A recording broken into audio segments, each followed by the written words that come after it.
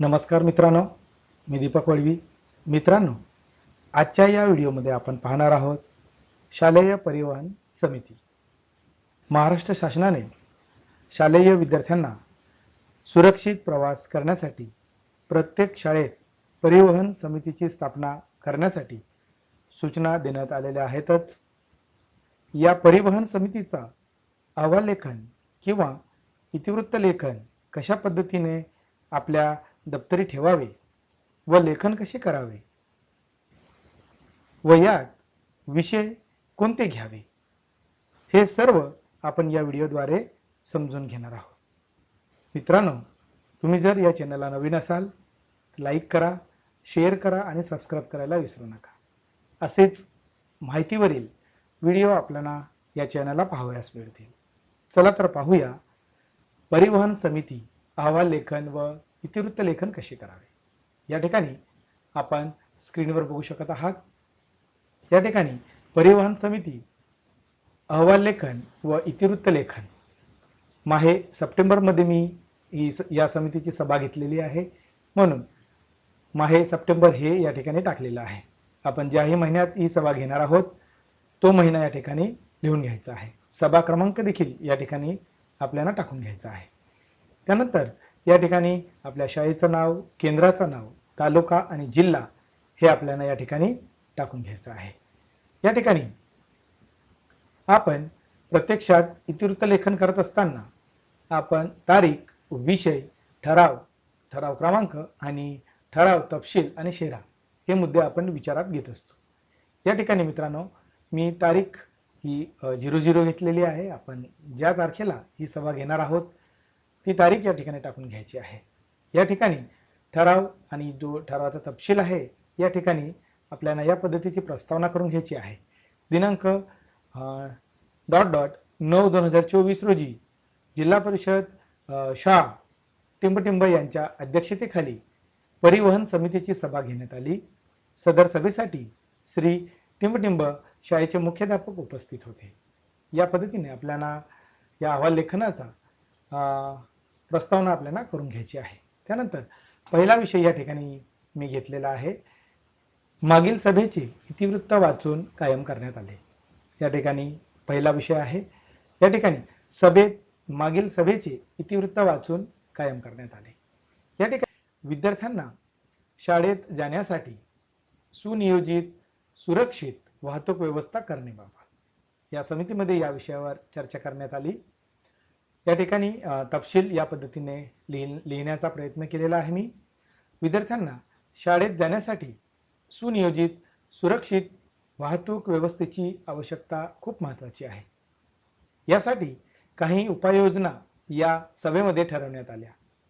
वाहतूक नियोजन, school bus सेवा, सुरक्षितता जागरूकता, पोलीस आणि स्थानिक प्रशासनाची मदत, वाहन चालकांची शिक्षण.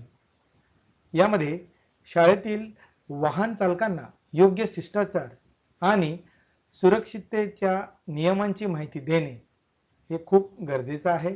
या ठिकाणी या सर्व उपाययोजनांच्या माध्यमातून विद्यार्थ्यांना शाळेत जाण्यासाठी सुरक्षित आणि सुनियोजित वाहतूक व्यवस्था निर्माण करता येईल असे या सभेमधून ठरवण्यात आले व तसा ठराव देखील पास करण्यात आला. या ठिकाणी सर्वानुमते ठराव पास करण्यात आलेला आहे, मंजूर करण्यात आलेला आहे. या ठिकाणी सूचक अनुमोदक आपल्याला टाकून घ्यायचा आहे.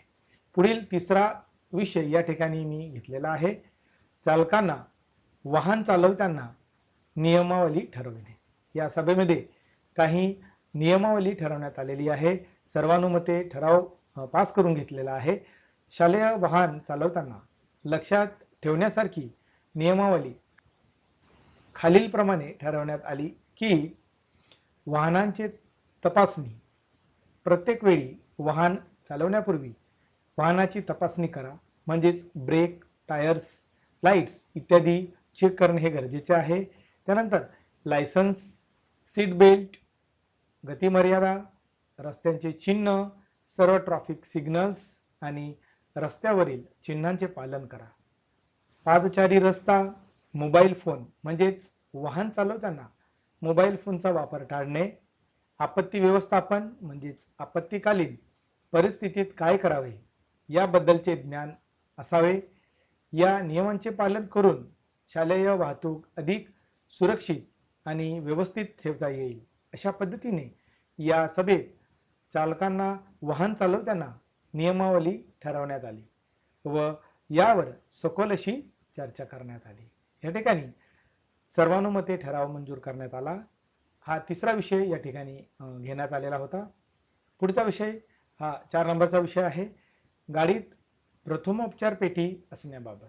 खूप महत्त्वाचा असा विषय आहे। प्रत्येक गाडीमध्ये प्रथमोपचार पेटी असणे हे आवश्यक आहे।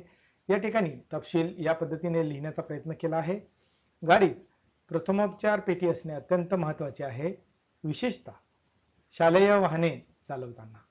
यामुळे कोणत्याही आपत्कालीन परिस्थितीत त्वरित मदत करता येऊ शकते। काय समाविष्ट करावे या प्रथमोपचार पेटीमध्ये? बँडेज, रॉकेट बँडेज म्हणजे मोठी पट्टी आणि सॅनिटायझर व इतर जे आवश्यक सर्व असणे गरजेचे आहे। पेटीची ठिकाण, या ठिकाणी पेटी कुठे असावी त्याचं देखील ठिकाण असणं किंवा महत्त्वाचं आहे, ठरवणं महत्त्वाचं आहे। गाडीत सहज उपलब्ध ठिकाणी ठेवा, जसे की डॅशबोर्ड किंवा गाडीच्या मागील बाजूस प्रथमोपचार पेटीची नियमितपणे तपासणी करणे आणि आवश्यकतेनुसार सामग्री अद्यावत करणे। पुढे आहे प्रशिक्षण, म्हणजेच याच्यामध्ये गाडी चालवणाऱ्या व्यक्तीने प्राथमिक उपचारांचे प्रशिक्षण घेतलेले असावे, जेणेकरून आपत्कालीन परिस्थितीत योग्य कृती केली जाऊ शकते। या सर्व बारीक सारीक बाबींवर यावेळी चर्चा करण्यात आली। या ठिकाणी सर्वानुमते ठराव मंजूर करण्यात आला। या सर्व बाबींचा विचार या ठिकाणी या सभेमध्ये करण्यात आलेला आहे। पुढील विषय मी विषय क्रमांक 5 हा घेतलेला आहे, परिवहन शुल्क निश्चित करण्याबाबत। हे देखील खूप महत्त्वाचा असा मुद्दा आहे किंवा विषय आहे। शाळेच्या बसचे परिवहन शुल्क निश्चित करताना खालील बाबींवर चर्चा करण्यात आली: इंधन खर्च, गाडी देखभाल, चालकाचा वेतन, इतर खर्च, वाहतूक परवाने, इतर खर्चामध्ये वाहतूक परवाने, विमा, टोल आणि इतर खर्च, त्यानंतर मार्ग आणि अंतर, विद्यार्थ्यांची संख्या, शाळांचा अभ्यास म्हणजे त्या शाळांचा शुल्क किती आहे हे देखील पडताळणे गरजेचं आहे। त्यानंतर सवलती, यामध्ये अनेक विद्यार्थ्यांच्या नोंदणीसाठी किंवा आर्थिक मदतीसाठी सवलतीचा विचार करणे, या सर्व मुद्द्यांचा विचार करून शाळेच्या बसचे परिवहन शुल्क ठरविले जाऊ शकते, जे शाळेच्या आणि विद्यार्थ्यांच्या आवश्यकतेसाठी योग्य असेल। हे सर्व मुद्दे विचारात घेणे महत्त्वाचे आहे असे अध्यक्ष यांनी सुचवले व तसा ठराव पास करण्यात आला। या ठिकाणी ठराव सर्वानुमते मंजूर करण्यात आलेला आहे। या ठिकाणी सूचक अनुमोदक आपल्याला लिहून घ्यायचा आहे। या व्यतिरिक्त जर आपल्याला अजून नवीन 1-2 विषय या परिवहन समितीमध्ये जर घ्यावायचे असेल तर या ठिकाणी आपण टाकू शकतो। मी 5 विषय या ठिकाणी घेतलेले आहे आणि 6वा विषय ऐन वेळेस उपस्थित होणारा विषय। ऐन वेळेसच्या विषयावर सखोल चर्चा करून श्री टिंबटिंब यांनी सभेस उपस्थित सर्व सदस्यांचे आभार व्यक्त केले।